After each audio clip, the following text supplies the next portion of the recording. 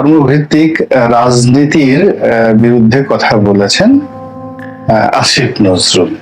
ধর্মভিত্তিক রাজনীতি হবে না, জামাত থাকুক, জামাত এটাকে আদর্শ হিসেবে নিক। আসিফ নজরুল তিনি যে মুহূর্তে উপদেষ্টা হিসেবে ক্ষমতায় বসেছেন, সঙ্গত কারণেই এই ক্ষমতার চেয়ারটা এত খারাপ যে তার অনেক শত্রু দাঁড়িয়ে গেছে। ফেল হওয়া যাবে না। এই যে ছাত্র জনতা, যার মধ্যে যারা সমন্বয়কারী হিসেবে জড়িত, এরকম সারা বাংলাদেশে যদি শীর্ষস্থানে 1000 নেতা থাকেন, বিশ্বাস করে যদি ফেল করেন, এদের ভিটা বাড়ি জ্বালিয়ে দেওয়া হবে, এদের পিঠের চামড়া তুলে নেওয়া হবে, এদের জীবন শেষ হয়ে যাবে। কাজে তিনি মানসিকভাবে ভেঙে পড়বেন, তার পরিবারে রীতিমতো কান্নার রোল পড়ে যাবে।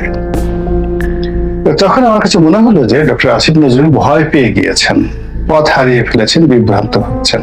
আমাদের যে আইডিওলজি, যে কোরআন এবং সুন্নাহ ভিত্তিক যে একটি রাষ্ট্র কাঠামো গড়ে তুলবেন, এটি হয়নি।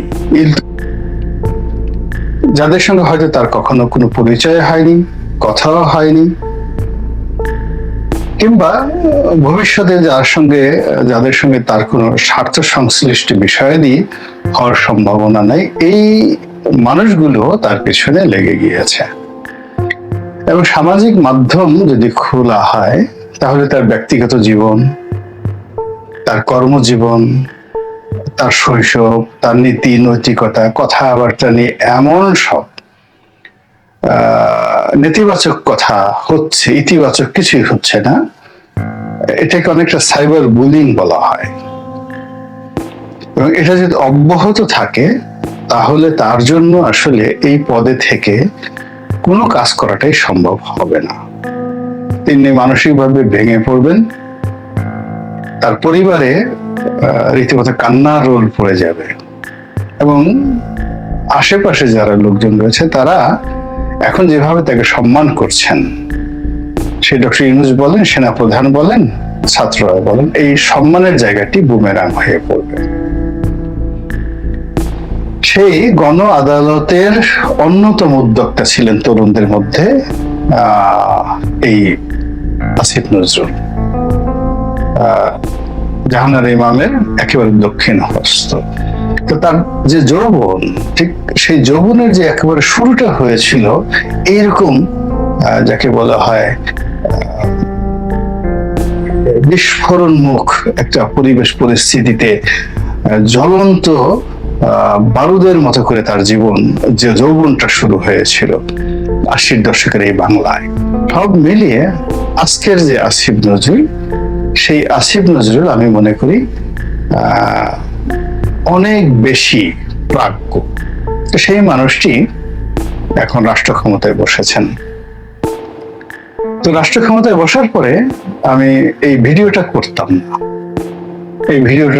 না, তিনি দেখলাম যে একটা সাইবার বুলিং, যে ধর্মভিত্তিক রাজনীতির বিরুদ্ধে কথা বলেছেন আসিফ নজরুল। তো এই কথাটা তিনি অস্বীকার করেছেন এবং তিনি ছোট্ট একটা সংক্ষিপ্ত ভিডিও বার্তাতে তিনি বলেছেন যে এই বক্তব্য তিনি দেননি, আর যারা এই বক্তব্য দিয়েছি বলে প্রচার করছে, তাদের সেই কথা শুনে তিনি দুঃখ পেয়েছেন। তখন আমার কাছে মনে হলো যে ডক্টর আসিফ নজরুল ভয় পেয়ে গিয়েছেন, পথ হারিয়ে ফেলেছেন, বিভ্রান্ত হচ্ছেন। তার এই কথাটা যদি তিনি বলতেন যে আমি বলিনি এই কথাটা, কিন্তু আমি বিশ্বাস করি যে ধর্মভিত্তিক কোনো রাজনীতি হতে পারে না, ধর্মভিত্তিক কোনো দল হতে পারে না, এতে তার ক্ষতি হতো না। এর কারণ হলো, আমি দেখুন জামাতের সঙ্গে, জামাত ইসলামী করে না এমন যারা লোকজন আছে রাজনৈতিক অঙ্গনে, আমি বলবো আমার সবচেয়ে বেশি সম্পর্ক জামাত নিয়ে যদি কেউ কথা বলতে পারে কাগজ কলমে, তাদের মধ্যে আমি একজন। কিন্তু তারপরেও কিন্তু আমি জামাতের সমালোচনা করি। জামাতের কোনো নেতার সঙ্গে দেখা হলে বা তারা এলে বা আমি তাদের কাছে গেলে, আমি প্রথমত বলি যে ধর্মভিত্তিক রাজনীতি হবে না, জামাত থাকুক, জামাত এটাকে আদর্শ হিসেবে নিক, কিন্তু এটাকে ফান্ডামেন্টাল বেসিক প্রিন্সিপাল হিসেবে ধর্মকে ব্যবহার করে যে রাজনীতি, যেটা বাদশাহ হারুন আর রশিদ পারেননি। পৃথিবীতে এই 1400 বছরে অনেক অনেক মহামানব এসেছেন এই পৃথিবীতে, এবং তাদের একটা পশমের যোগ্যতা এই জমানাতে, এই অন্তত গত 100 বছরে বাংলাদেশে ছিল না। যেমন সম্রাট আওরঙ্গজেব 50 লক্ষ বর্গ কিলোমিটার, এখন ভারতের আয়তন হলো 30 লক্ষ বর্গ কিলোমিটার। আওরঙ্গজেবের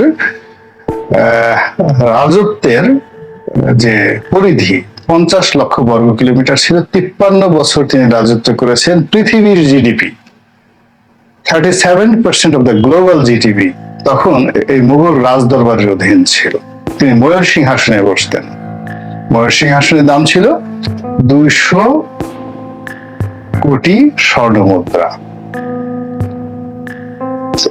এখন মুঘল যে গিনি সোনার মুদ্রা যদি ধরেন, তাহলে একটি স্বর্ণ মুদ্রার দাম যদি এখন 2 লক্ষ টাকা হয়, বাংলাদেশি টাকায় 2 লক্ষ, এই 2 লক্ষ ইন্টু 200 কোটি কত টাকা হয়? সেই চেয়ারে বসে তিনি 53 বছর সেই সিংহাসনে বসে রাজত্ব চালিয়েছেন।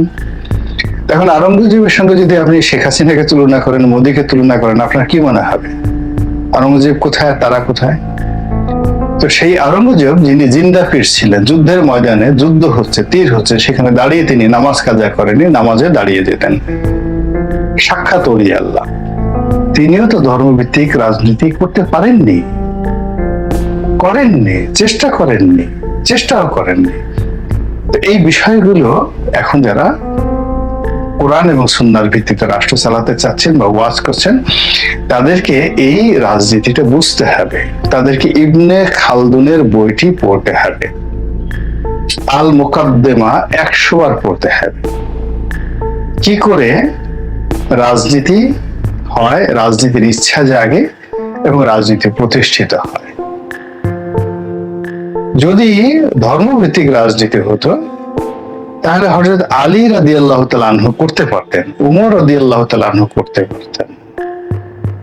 তাকে গিয়ে পায়ে হেঁটে গিয়ে মক্কা থেকে জেরুজালেম প্রায় 1500 মাইল, এই 1500 মাইল পথ হেঁটে গিয়ে ইহুদি এবং খ্রিস্টান নেতাদের সঙ্গে সমঝোতা করে জেরুজালেম, যেটা যিনি অধিকার করেছেন, সেই দুর্গের চাবি নেওয়ার জন্য হযরত উমর কেন সেখানে গেলেন, কি দরকার ছিল? তিনি তো বিজয়ী।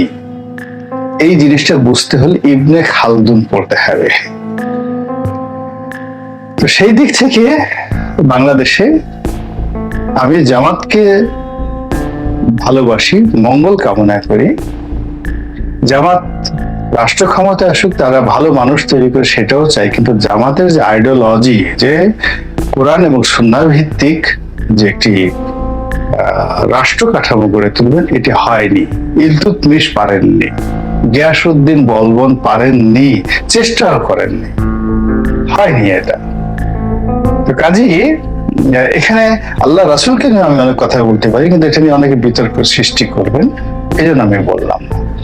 তো কাজেই এই যে এখন জামাতের প্রভাব, ইউনূস সরকারে বিএনপির প্রভাব, এবং এখানে ধর্মভিত্তিক রাজনৈতিক দলগুলো এখন অতীতের যে কোনো সময় সে শক্তিশালী, ফলে তাদের ভয়ে যদি সেই 5ম সংশোধন নিয়ে এরশাদ জামানাতে সেই প্যান্ডোরার বাক্স এটাকে বলা এবং এটার বিরুদ্ধে দাঁড়ানো, জামাতের বিচার করার যে বিচারটা করেছে আওয়ামী লীগ, সেটির সূতিকাগার যিনি তৈরি করেছেন, যে কয়জন তৈরি করেছেন, তার মধ্যে একজন হলেন এই সময়ের সাহসী সন্তান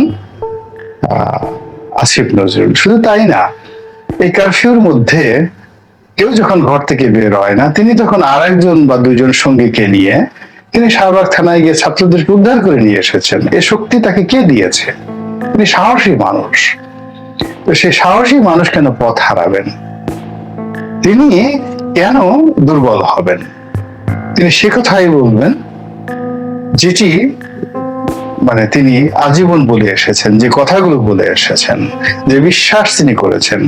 কিন্তু তার যদি ডেভিয়েশন হয়, এই বিশ্বাস থেকে ডেভিয়েশন হয়, তার শত্রুরা মুচকি হাসবে, তার উপর আক্রমণের পরিমাণ বাড়িয়ে দেবে, এবং তিনি অন্যায় না করেও তিনি দোষী হবেন, হত্যা না করেও তিনি হত্যাকারী হবেন।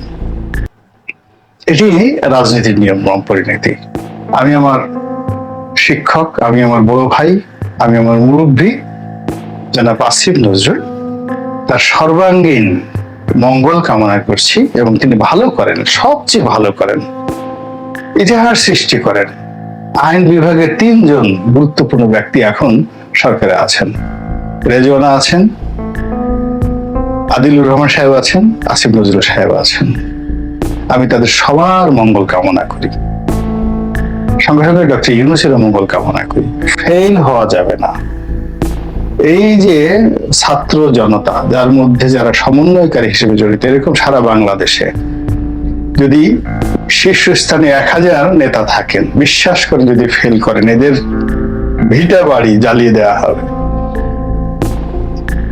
এদের পিঠের চামড়া তুলে নেওয়া হবে, এদের জীবন শেষ হয়ে যাবে। কাজে বিপ্লবকে কোনো অবস্থাতেই অন্য কারো হাতে তুলে দেওয়া যাবে না, এই বিপ্লবকে কোনো অবস্থাতেই নষ্ট করা যাবে না।